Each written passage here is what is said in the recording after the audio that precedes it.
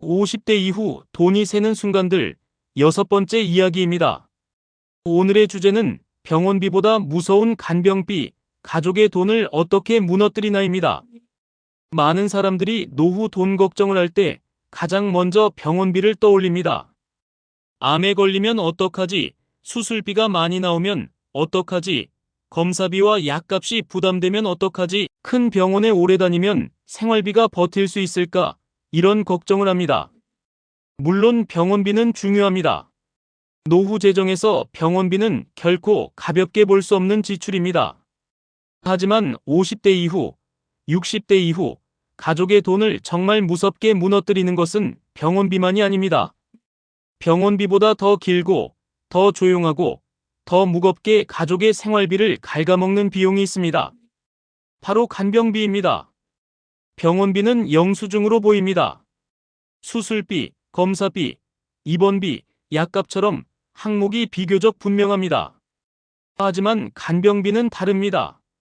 처음에는 며칠만 필요할 것 같습니다. 그러다 몇 주가 되고 몇 달이 되고 어느 순간 1년이 됩니다. 그리고 가족 모두가 지쳐갑니다. 간병비의 무서움은 단순히 돈이 많이 들어서가 아닙니다. 돈도 들어가고 시간도 들어가고 가족의 노동도 들어가고 감정도 들어갑니다. 한 사람의 질병이 가족 전체의 생활 구조를 바꿉니다. 부모의 병이 자녀의 직장과 가정에 영향을 주고 배우자의 병이 남은 배우자의 노후를 흔들고 장기 간병이 형제자매 사이에 갈등으로 번지기도 합니다. 그래서 간병비는 단순한 의료비가 아닙니다. 간병비는 가족 전체의 경제 문제이고 노후 생활비 문제이며 자녀 세대의 부담 문제이고 부부의 생존 문제입니다. 때로는 상속 갈등의 씨앗이 되기도 합니다. 사람들은 병원비는 어느 정도 예상합니다. 큰 병이 생기면 돈이 든다는 것을 알고 수술하면 비용이 들고 입원하면 비용이 들고 약을 오래 먹으면 돈이 든다는 것을 압니다. 그래서 실손보험, 암보험, 건강보험을 준비하기도 합니다. 하지만 간병비는 과소평가하는 경우가 많습니다. 가족이 좀 돌보면 되지, 며칠만 고생하면 되겠지, 퇴원하면 괜찮아지겠지, 요양병원 가면 해결되겠지, 형제들이 같이 나누면 되겠지, 자녀들이 조금씩 도와주면 되겠지, 이렇게 생각합니다. 하지만 실제 간병은 생각보다 훨씬 어렵습니다. 간병은 단순히 옆에 앉아있는 일이 아닙니다. 식사를 챙겨야 하고, 약 시간을 봐야 하고, 화장실을 도와야 하고, 몸을 일으켜 세워야 합니다. 체위를 바꿔줘야 하고, 낙상을 막아야 하고, 병원 설명을 들어야 하고, 검사와 진료 일정을 챙겨야 합니다. 밤에도 수시로 깨야 하고, 환자의 불안과 짜증과 우울까지 받아내야 합니다. 며칠이면 할 수 있습니다. 하지만 몇 달, 몇 년이 되면 가족도 무너집니다. 문제는 간병이 언제 끝날지 모른다는 점입니다. 수술비는 한 번에 끝날 수 있고, 검사비도 일정 시점에 끝날 수 있습니다. 하지만 간병은 끝나는 날짜가 없습니다. 이것이 간병비가 무서운 첫 번째 이유입니다. 간병비는 매일 나가는 돈입니다. 병원비는 한 번에 크게 나가는 경우가 많습니다. 수술비, 입원비, 검사비, 약값처럼 한 번에 부담이 되는 지출입니다. 하지만 간병비는 하루 비용이 생기고, 일주일 비용이 생기고, 한 달 비용이 생깁니다. 그리고 이 비용이 몇 달씩 이어질 수 있습니다. 간병비는 일회성 지출이 아니라 반복 지출입니다. 하루는 버틸 수 있습니다. 일주일도 어떻게든 버틸 수 있습니다. 하지만 한 달이 되면 큰 돈이 됩니다. 석 달이 되면 가족의 저축이 흔들립니다. 1년이 되면 퇴직금, 예금, 자녀의 생활비까지 영향을 받습니다. 더 무서운 점은 간병비가 기존 생활비와 동시에 나간다는 것입니다. 간병비가 나간다고 해서 집 관리비가 없어지는 것은 아닙니다. 식비도 나가고, 통신비도 나가고, 보험료도 나가고, 대출이자도 나가고, 건강보험료도 나갑니다. 자녀 교육비도 나가고, 부모님 병원비도 따로 나갈 수 있습니다. 간병비는 기존 생활비 위에 새로 얹히는 비용입니다. 그래서 가족이 무너집니다. 한 달 생활비가 이미 빠듯한 가정에 간병비가 추가되면 돈의 흐름은 바로 흔들립니다. 처음에는 예금에서 뺐습니다. 그 다음에는 적금을 깹니다. 그 다음에는 카드로 막습니다. 그 다음에는 자녀에게 말합니다. 그 다음에는 형제에게 연락합니다. 그 다음에는 대출을 고민합니다. 이렇게 간병비는 가족의 돈을 매일 조금씩 무너뜨립니다. 간병은 돈보다 먼저 가족의 시간을 빼앗습니다. 간병비를 이야기할 때 많은 사람들이 현금 비용만 생각하지만 간병의 진짜 비용은 돈만이 아닙니다. 시간입니다. 누군가를 간병하려면 누군가의 시간이 필요합니다. 배우자가 돌보고, 자녀가 돌보고, 며느리나 사위가 돕고, 형제자매가 돌아가며 병원에 갑니다. 누군가는 휴가를 쓰고, 누군가는 일을 줄이고, 누군가는 직장을 그만두기도 합니다. 이때부터 보이지 않는 비용이 생깁니다. 일을 못해서 줄어드는 소득, 승진 기회를 놓치는 비용, 프리랜서나 자영업자가 일감을 못 받는 손실, 자녀가 회사에서 눈치를 보는 부담, 배우자가 자기 건강을 돌보지 못해 생기는 위험, 가족 전체 일정이 무너지는 스트레스가 생깁니다. 간병을 가족이 직접 하면 돈이 안 드는 것처럼 보입니다. 하지만 실제로는 가족의 시간이 비용으로 들어갑니다. 자녀가 부모님 간병 때문에 일주일에 몇 번 병원에 간다고 해보겠습니다. 겉으로는 돈을 쓰지 않은 것처럼 보입니다. 하지만 그 자녀는 일을 줄였을 수 있고, 자기 가정의 시간을 빼앗겼을 수 있고, 아이를 돌볼 시간이 줄었을 수 있고, 본인의 건강검진을 미뤘을 수도 있습니다. 이것도 모두 비용입니다. 그래서 가족이 돌보면 된다는 말은 가장 위험할 수 있습니다. 간병을 앞두고 많은 가정에서 가족끼리 돌아가면서 보면 되지, 자녀들이 조금씩 시간 내면 되지, 배우자가 옆에 있으면 되지, 형제들이 나눠서 부담하면 되지, 이렇게 말합니다. 처음에는 맞는 말처럼 들립니다. 하지만 현실은 다릅니다. 가족마다 사정이 다릅니다. 첫째는 직장이 바쁘고, 둘째는 아이가 어리고, 셋째는 멀리 삽니다. 누군가는 경제적으로 어렵고, 누군가는 부모와 관계가 좋지 않고, 누군가는 말은 하지만 실제로 오지 않습니다. 누군가는 돈도 내기 싫고 간병도 하기 싫어합니다. 그러다 결국 한 사람에게 부담이 몰립니다. 가까이 사는 사람, 시간이 조금 더 자유로운 사람, 딸이나 며느리, 배우자, 착한 자녀, 거절을 잘 못하는 가족이 간병의 중심이 됩니다. 처음에는 괜찮습니다. 하지만 시간이 길어지면 왜 나만 하지? 다른 형제들은 왜 안 오지? 돈도 내가 더 쓰고, 시간도 내가 더 쓰네. 내 가정은 누가 책임지나?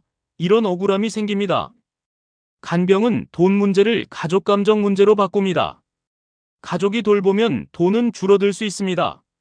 하지만 갈등이 커질 수 있습니다. 간병은 사랑만으로 오래 버티기 어렵습니다.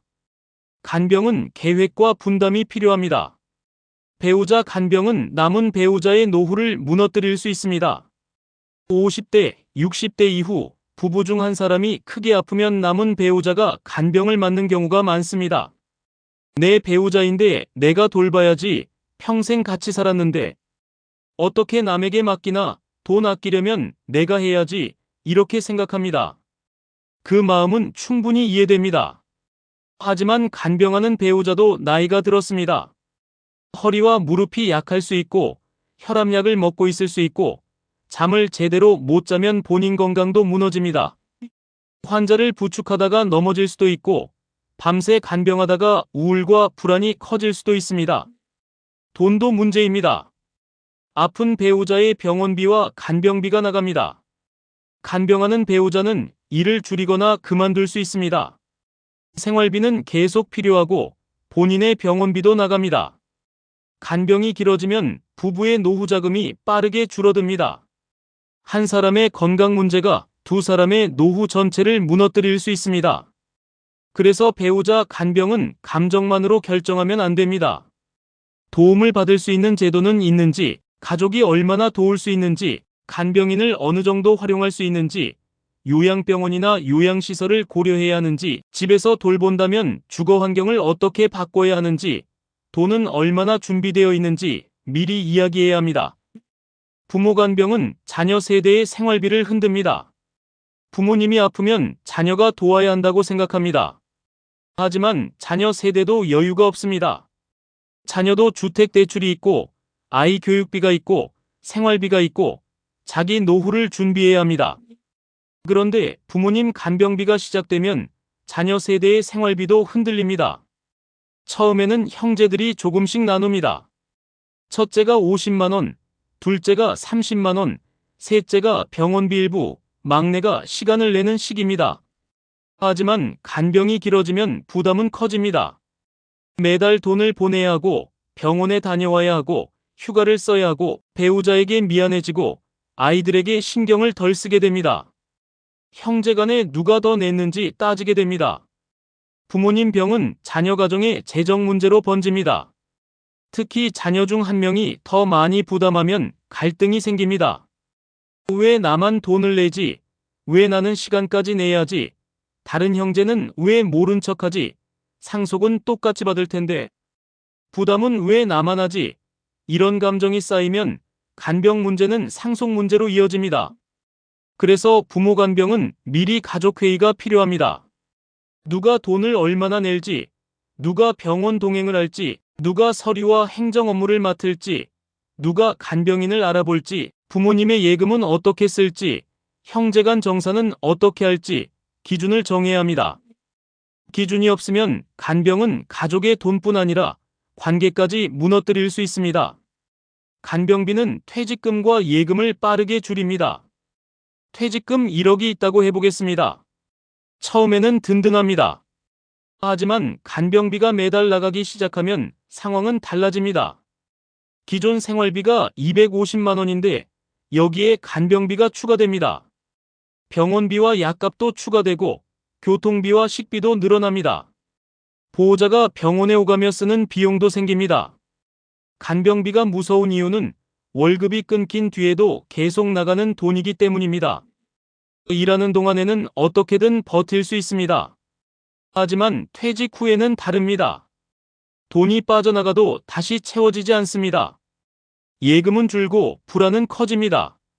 남은 가족은 외식을 줄이고 모임을 줄이고 여행을 포기하고 본인의 병원 진료도 미룹니다. 한 사람을 간병하기 위해 다른 가족들의 생활 수준이 내려갑니다. 간병비는 예상 기간이 없어서 더 무섭습니다. 가족들이 간병비를 처음 계산할 때 가장 많이 하는 착각은 몇 달만 버티면 되겠지라는 생각입니다. 하지만 간병에는 정해진 기간이 없습니다. 수술 후 회복 간병은 몇 주일 수 있습니다. 뇌졸중 이후 재활은 몇 달이 걸릴 수 있습니다. 치매 간병은 몇 년이 될 수 있습니다. 파킨슨병, 중증 관절 질환, 뇌혈관 후유증, 장기 화상 상태는 긴 시간이 필요할 수 있습니다. 처음 3개월은 버팁니다. 6개월이 되면 부담이 커집니다. 1년이 되면 형제들이 지칩니다. 2년이 되면 예금이 줄어듭니다. 3년이 되면 가족 관계가 흔들립니다. 간병비는 시작 시점보다 끝나는 시점이 더 중요합니다. 그런데 끝나는 시점을 알 수 없습니다. 이것이 가족을 불안하게 만듭니다. 간병비 때문에 가족 중 누군가가 일을 그만두면 손실은 더 커집니다. 간병인을 쓰지 않으니 현금 지출은 줄어든 것처럼 보입니다. 하지만 그 가족이 일을 줄이거나 그만두면 월급이 줄어들고 경력이 끊기고 국민연금 납부가 줄어들 수 있고 본인의 노후 준비가 늦어집니다. 특히 50대 자녀가 부모님 간병 때문에 일을 그만두면 부모 세대의 간병 문제가 자녀 세대의 노후 빈곤으로 이어질 수 있습니다. 간병비는 형제 갈등의 큰 원인이 될 수 있습니다. 부모님 간병이 시작되면 형제 관계가 시험대에 오릅니다. 누구는 돈을 더 내고, 누구는 시간을 더 내고, 누구는 병원에 자주 가고, 누구는 전화만 합니다. 누구는 멀리 산다는 이유로 빠지고, 누구는 경제적으로 어렵다고 말합니다. 이때 감정이 쌓입니다. 간병 기간에는 참고 넘어가도 부모님이 돌아가신 뒤 상속 문제에서 다시 터지는 경우가 많습니다. 그래서 간병이 시작되면 기록이 필요합니다. 누가 얼마를 냈는지, 누가 어떤 비용을 부담했는지, 부모님 돈은 얼마나 썼는지, 간병비는 어떻게 나눴는지, 병원비 영수증은 어디에 보관하는지, 형제간 합의는 어떻게 했는지 남겨야 합니다. 기록은 가족을 차갑게 만드는 것이 아니라 갈등을 줄이는 안전장치입니다. 간병보험과 간병비 보장도 미리 확인해야 합니다. 많은 분들이 보험은 들어두었지만 정작 간병비 보장이 되는지는 잘 모릅니다. 암보험, 실손보험, 종신보험, 운전자 보험은 있어도 간병 상황에서 실제로 어떤 보장이 나오는지는 모르는 경우가 많습니다. 간병비는 보험 상품마다 보장 구조가 다릅니다. 장기요양 등급과 연결된 보장인지, 입원 간병비를 보장하는지, 치매 진단과 관련된 보장인지, 일당 형태인지, 진단금 형태인지, 면책기간이나 감액기간이 있는지, 갱신형인지 비갱신형인지, 보험료가 오래 유지 가능한지 확인해야 합니다. 무조건 보험을 많이 들라는 뜻은 아닙니다. 중요한 것은 내가 이미 가입한 보험이 간병 상황에서 어떤 역할을 하는지 확인하는 것입니다. 장기요양보험과 공적 지원도 알아둬야 합니다. 나이가 들거나 노인성 질병으로 일상생활을 혼자 수행하기 어려운 경우 일정한 등급 판정을 통해 방문요양, 방문목욕, 주야간 보호, 시설급여 등의 도움을 받을 수 있습니다. 모든 비용이 무료는 아니고 본인 부담금이 있을 수 있지만 제도를 모르고 전부 가족이 감당하면 돈과 시간이 더 많이 셀 수 있습니다. 특히 치매, 중풍, 파킨슨병, 장기, 후화상 상태처럼 돌봄이 필요한 경우에는 장기요양 등급 신청을 검토해야 합니다. 주민센터, 국민건강보험공단, 병원 사회복지팀, 지역복지기관에 문의하면 도움을 받을 수 있습니다. 공적 지원은 완벽한 해결책은 아니지만 가족의 부담을 줄이는 중요한 도구입니다. 집에서 간병할지, 시설을 이용할지도 미리 생각해야 합니다. 집에서 돌볼 것인지, 요양병원에 모실 것인지, 요양시설을 알아볼 것인지, 주야간 보호센터를 이용할 것인지, 방문 요양을 받을 것인지, 간병인을 쓸 것인지 결정해야 할 수 있습니다.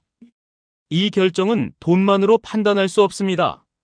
환자의 상태, 가족의 시간, 집 구조, 경제 상황, 환자의 의사, 배우자의 건강, 자녀들의 거리, 장기요양 등급 여부를 함께 봐야 합니다. 집에서 돌보는 것이 정서적으로 좋을 수 있지만 가족이 너무 지치면 지속하기 어렵습니다. 시설을 이용하면 가족 부담이 줄 수 있지만 비용과 죄책감, 환자의 적응 문제가 생길 수 있습니다. 중요한 것은 미리 이야기하는 것입니다. 간병이 닥친 뒤에는 모두가 감정적으로 흔들리기 때문에 차분한 판단이 어렵습니다. 간병비를 준비하는 현실적인 방법도 있습니다. 가족의 의료비와 간병비 비상금을 생활비와 분리해서 따로 생각해야 합니다. 기존 보험에서 간병, 치매, 장기요양, 입원 일당, 재활 관련 보장이 있는지 확인해야 합니다. 장기요양보험 제도를 알아두고 가족 간 역할도 미리 나눠야 합니다. 돈을 낼 사람, 병원 동행을 할 사람, 행정 업무를 볼 사람, 보험 청구를 할 사람, 간병인을 알아볼 사람, 형제간 정산을 관리할 사람을 정하면 혼란이 줄어듭니다. 부모님이나 부부의 자산도 확인해야 합니다.